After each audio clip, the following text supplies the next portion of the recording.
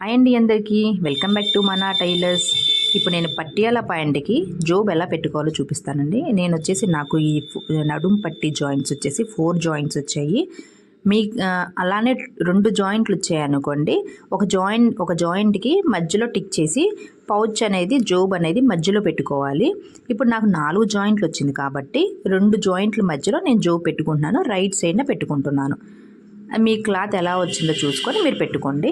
ఇప్పుడు 2 క్లాతులు ఇలా లోపలికి సీదా ఉండి పైన ఉల్టా ఉండేలా చూసుకొని, ఇది 2 క్లాతులు 2 క్లాతుల మధ్యలో జాయింట్ అనమాట. రైట్ సైడ్ వచ్చింది నాకు.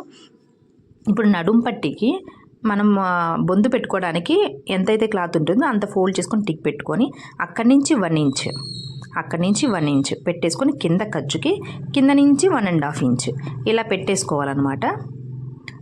మనకి కుట్లల్లోకి వెళ్ళిపోతుందిగా చూసారు. ఇలా నడుం పట్టీకి బొందు పెట్టుకోవడానికి అక్కడి నుంచి 1 ఇంచ్ పెట్టుకోవాలి. పెట్టేసుకొని 1 ఇంచ్ గ్యాప్తో నేను బీస్తో మార్క్ చేస్తున్నాను చూడండి. ఇలా 1 ఇంచ్ గ్యాప్తో మనం స్టిచ్ చేసుకోవాలి కింద దాకా. మనం 2 గీతలు పెట్టాం కదా, ఒక బొందు పెట్టడానికి ఒక మార్క్, కింద 1 ఇంచ్కి ఒక మార్క్ అలా పెట్టేసుకొని ఎడ్జ్ దగ్గర కొంచెం రఫ్ లాక్కోవాలి. లాగేసుకున్న తర్వాత ఇక్కడి నుంచి పాదం లేపి సూది లేపి మళ్ళీ కింద నుంచి మనం జాయిన్ చేసుకోవాలి. కింద నుంచి ఇలా జాయిన్ చేసేసుకొని మళ్ళీ దాన్ని డబుల్ స్టిచ్ కూడా వేసుకోవాలండి. ఇలా వేసుకోవడం మధ్యలో మనకి చెయ్యి పట్టే గ్యాప్ ఉంచుకోవాలి. చెయ్యి పట్టే గ్యాప్ కొంచెం దూరంగా అయినా కానీ మనకి దాంట్లో చెయ్యి పడుతుందా లేదా అని ఫస్ట్ చూసుకొని తర్వాత కుట్టేసుకోండి. ఇప్పుడు నేను పెట్టే గ్యాప్తో చెయ్యి పడుతుంది.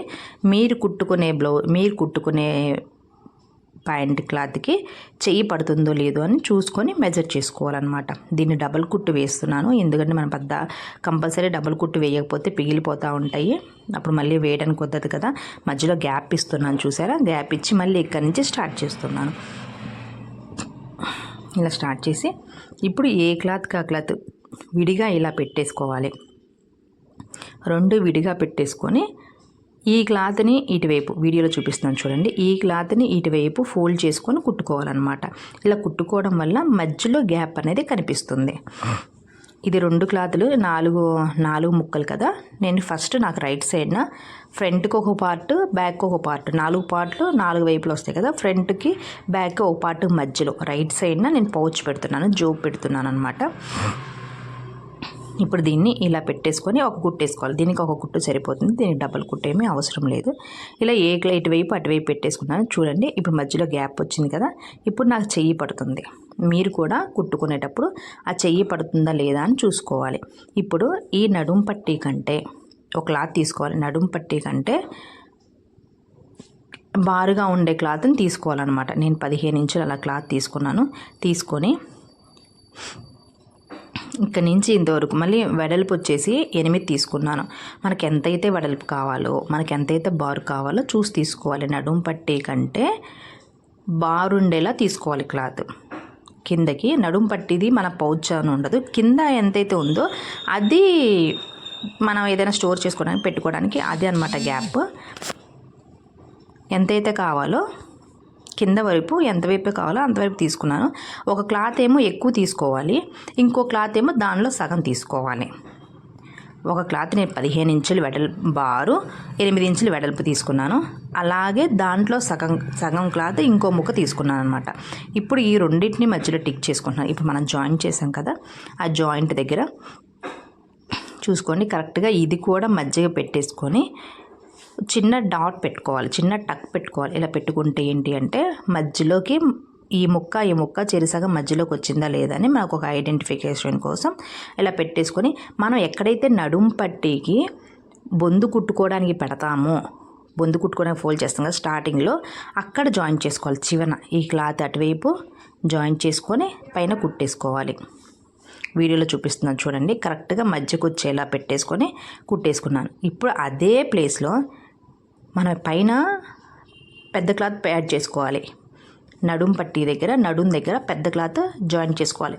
ఏది క్లాత్కి వెనక వైపులా అదే స్ట్రైట్గా చిన్న క్లాత్ని మనం యాడ్ చేసుకోవాలి. సమానంగా ఇది కూడా మధ్యకు వచ్చేలా క్లాత్ మధ్యకు వచ్చేలా చూసుకొని ఇది కూడా టక్ పెట్టుకొని కిందకు వచ్చేలా, కింద సేమ్ పైన మనం ఎంత వెడల్పు 8 తీసుకున్నా కింద 8 కదా, పైన ఎక్కడైతే జాయిన్ చేసాం దాన్ని స్ట్రైట్గా ఆ జోబుకి స్ట్రైట్గా, ఆ క్లాత్కి స్ట్రైట్గా ఈ క్లాత్ కూడా యాడ్ చేసుకోవాలి. ఇది చిన్న క్లాత్, ఫస్ట్ పైన ఏమో పెద్ద క్లాత్, అదే స్ట్రైట్గా కింద చిన్న క్లాత్.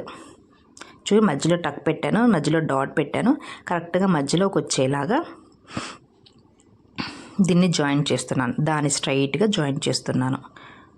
చేసిన తర్వాత ఇప్పుడు ఈ రెండు కలుపుకోవాలన్నమాట. ఇది కిందకనేసి పై క్లాత్ని కూడా కిందకనాలి. చూసుకొని పై క్లాత్ నువ్వు చూసారా కిందకన్నాను.